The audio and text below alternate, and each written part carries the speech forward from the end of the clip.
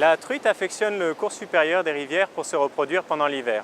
Les adultes vont donc avoir tendance à remonter le cours d'eau vers les zones amont et trouver les sites de frai les plus favorables.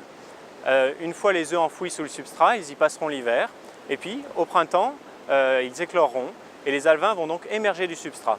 À ce moment-là, ils vont être confrontés à une décision, c'est-à-dire soit rester sur la frayère, sur la zone de reproduction des parents, ou alors dévaler vers les zones les plus aval.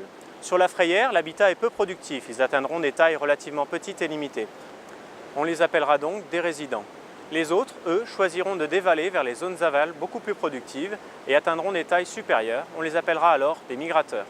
Ces migrateurs remonteront à nouveau la rivière bien plus tard au stade adulte pour venir se reproduire sur leur site de naissance.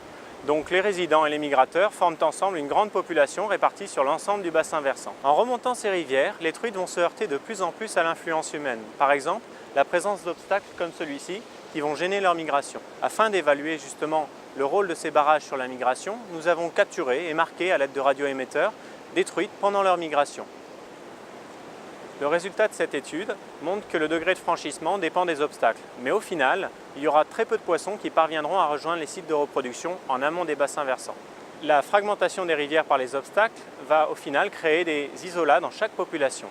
Cela va augmenter la probabilité d'extinction de ces populations, diminuer leur variabilité génétique et au final, chacun de ces isolats pourra évoluer de façon indépendante des autres.